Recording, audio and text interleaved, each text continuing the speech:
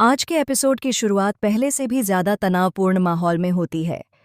राघव सिंह राजपूत का घर, जो हमेशा रौब और ताकत का प्रतीक माना जाता था, आज पहली बार डर और बेचैनी से भरा नजर आता है।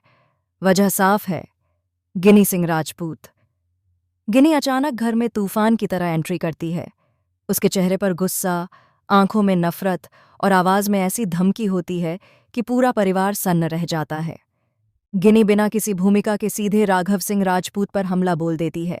वह उसे याद दिलाती है कि कैसे उसने अपनी ताकत और पैसे के दम पर लोगों की जिंदगी बर्बाद की है। गिनी के शब्द जहर से भरे होते हैं।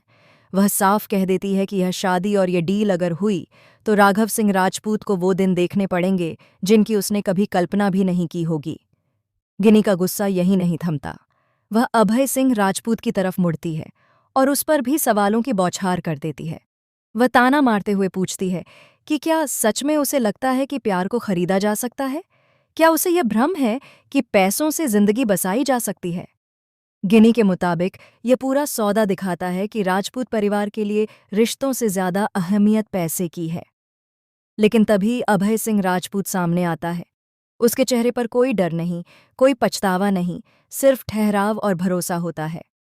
वह बेहद सधे हुए लहजे में गिनी को जवाब देता है। अभय कहता है कि उसके लिए अंजलि कोई सौदा नहीं है, बल्कि उसकी जिंदगी की सबसे बड़ी सच्चाई है।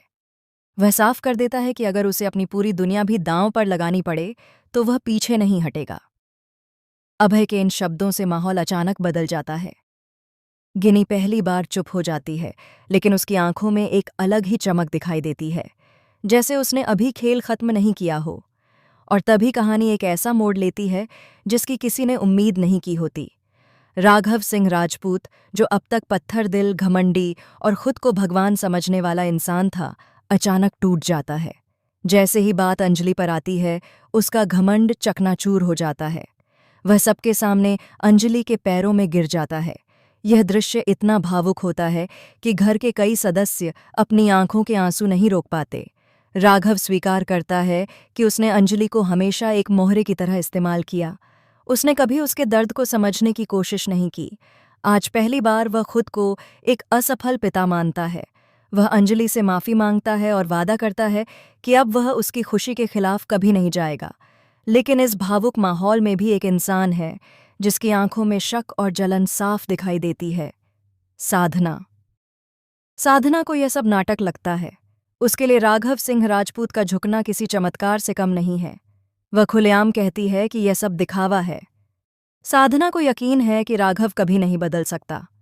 उसके मुताबिक यह सब एक नई चाल है, ताकि सही वक्त पर दुश्मनों को फंसाया जा सके। साधना का अहंकार इस बात को स्वीकार नहीं कर पाता कि जिस इंसान को वह ताकत का प्रतीक मानती थी, वह आज एक लड़की के सामने झुक गया है। साधना यहीं ठान लेती है कि वह इस सच्चाई की तह तक जाएगी, चाहे इसके लिए उसे किसी को भी कुर्बान क्यों न करना पड़े। इसी बीच कहानी में एक और बड़ा खुलासा होता है। पूरे परिवार को पता चलता है कि अंजलि और अभय की शादी तय हो चुकी है। घर में खुशियों का माहौल बन जाता है। लोग पहली बार अंजलि को इस घर की बहू के रूप में देखने का सपना देखने लगते हैं। लेकिन जहां खुशियां होती हैं, वहीं साजिशें भी जन्म लेती हैं। रानी मौजूमदार, जो अब तक पर्दे के पीछे से खेल खेल रही थी, अब सामने आने लगती है। उसका असली चेहरा दामोदर मौजूमदार के सामने उजागर होता है। रानी साफ कहती है कि उसे भी उसी दिन शादी करनी है। लेकिन यह सिर्फ एक बहाना होता है। असल मकसद उस डील पर कब्जा करना होता है जिसमें बेहिसाब पैसा और एक कीमती जगह शामिल होती है। रानी पहले से सब कुछ प्लान कर चुकी होती है। वह अभय और अंजलि को एक झूठे भरोसे के साथ उस डील के लिए बुलाती है। उसका इरादा बेहद खतरनाक होता है।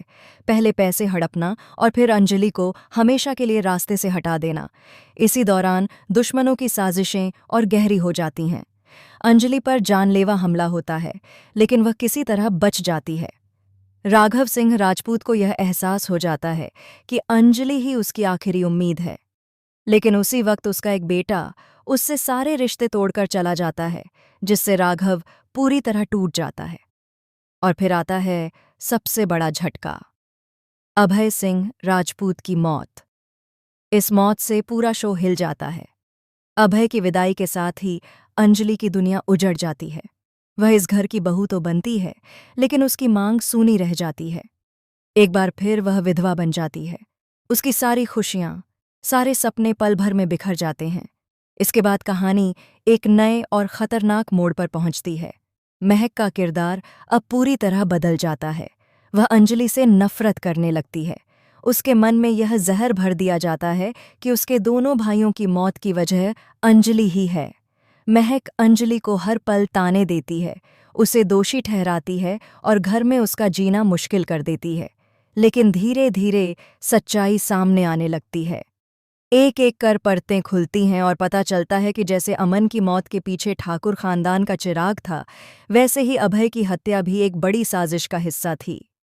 युवराज और दामोदर मौजूमदार ने मिलकर यह खतरनाक खेल रचा था। रानी मौजूमदार इस पूरे खेल की मास्टरमाइंड होती है। अब कहानी इस सवाल पर आकर टिक जाती है, क्या अंजलि इन सभी सच्चाइयों को सबके सामने ला पाएगी?